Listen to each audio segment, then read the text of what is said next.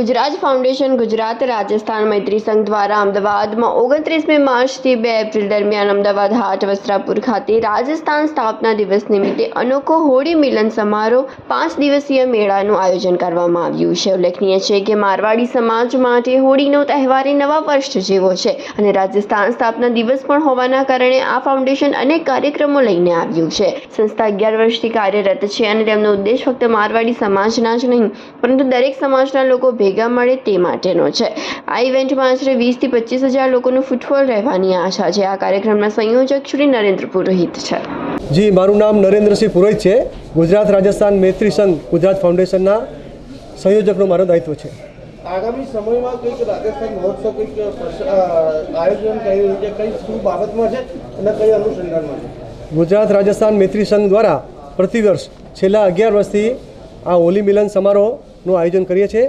આ વખતે વિશેષ રૂપે 5 દિવસીય કાર્યક્રમનો રાજસ્થાન મહોત્સવ હોલી મિલન સમારોહનો કાર્યક્રમ 29મી માર્ચથી 2 એપ્રિલ સુધી આ કાર્યક્રમનું આયોજન વસ્ત્રાપુરમાં અમદાવાદ હાટ ખાતે કરવામાં આવેલ છે। આ કાર્યક્રમમાં ગૃહ અને કુટીર ઉદ્યોગ કરનારી જેમને બહેનોને રોજગારીનું સર્જન થાય એના માટે 100થી વધુ સ્ટોલ તેમના માટે ત્યાં કરવામાં આવે છે। એમાં બહેનો પોતાના ઉત્પાદનોનું વેચાણ અને પ્રદર્શન કરી શકે, તેઓને રોજગારી મળે એ માટેનો કાર્યક્રમ છે। આ કાર્યક્રમમાં કેટલા વ્યક્તિ હાજર રહેશે? આ કાર્યક્રમમાં અમે 15 થી 20 હજાર લોકોને આમંત્રણ આપ્યું છે અને તેઓ 5 દિવસમાં હાજર રહે એવું અમારો અંદાજ છે। અને મોટી કાર્યક્રમ કઈ દિવસમાં થાય છે? આ કાર્યક્રમમાં 30મી તારીખે છે રાજસ્થાન સ્થાપના દિવસ છે।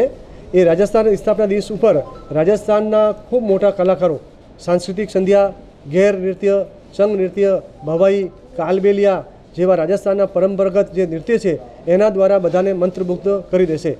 આ કાર્યક્રમમાં ઇન્ટરનેશનલ કેમલ ડે આ વર્ષનો કેમલ વર્ષ છે, એના માટે પ્રત્યક્ષ રૂપે જે ઊંટ છે ત્યાં હાજર રહેવાના છે। 30મી તારીખના સાંસ્કૃતિક સંધ્યા, 29મી તારીખે કવિ સંમેલન, 31મી તારીખે હાઉઝી બહેનો માટેનો બહુ મોટો પ્રોગ્રામ છે। 1 તારીખે રાજસ્થાનની શીતલા સાતમ છે, તો શીતલા સાતમના દિવસે રાજસ્થાનના લોકો ઠંડુ ખાતા હોય છે, તો એના માટે પાણીપુરી ગોલગપ્પા કોમ્પિટિશન આપવામાં આવી છે। જે બહેનો પ્રોત્સાહન માટે અમુક સમય મર્યાદામાં પાણીપુરી જે વધારે ખાશે એ ગોલગપ્પા કોમ્પિટિશનમાં એમને ઇનામ આપવામાં આવશે। એવી રીતે સેન્ડવિચ મેકિંગ, આપણે ગોલા મેકિંગ અને સલાડ જે ઠંડી વસ્તુઓનું બનાવવાનું, એના માટે મોટા 5 સ્ટાર હોટલોના શેફ અને એવા ટાઈમ્સ ગ્રુપના મોટા જે આપણે મનીષાબેન ગુપ્તા અને અનિલભાઈ મૂલચંદાની છે એમના દ્વારા આખું થશે। 1લી તારીખના દિવસે વિસરતી વાનગીઓ, મારવાડના ભોજન, એના માટેના રાજઘરાણાઓની જે બહેનો છે, રાજા રજવાડાઓની જે વહુઓ છે એ આવવાની છે અને મારવાડી મેકિંગ જે ભોજન છે, દાલ બાટી ચૂરમા એવી જે વિવિધ વાનગીઓ છે એ બનાવી પ્રદર્શન નિદર્શન કરશે, જેથી એનું જતન થાય એના માટેનું આયોજન થશે। ડ્રેસ કોમ્પિટિશન પણ થશે। આમાં સાફા પ્રદર્શની થવાની છે।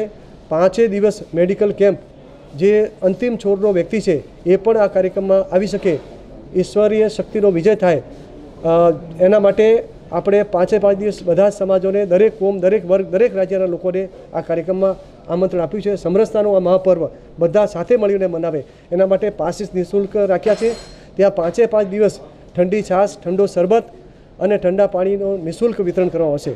5 દિવસ સુધી ત્યાં મફત ચશ્મા વિતરણ, મેડિકલ કેમ્પ, સર્વરોગ નિદાન કેમ્પ અને રક્તદાન કેમ્પનું પણ ત્યાં ભવ્ય દિવ્ય આયોજન રાખ્યું છે। ત્યાં 10 ફૂટ ઊંચા જે સ્ટેચ્યુ છે એ લોકોના આકર્ષણનું કેન્દ્ર બનશે। દરેક જણ ત્યાં આવી અને મંત્રમુગ્ધ થશે એનો પાકો વિશ્વાસ આપું।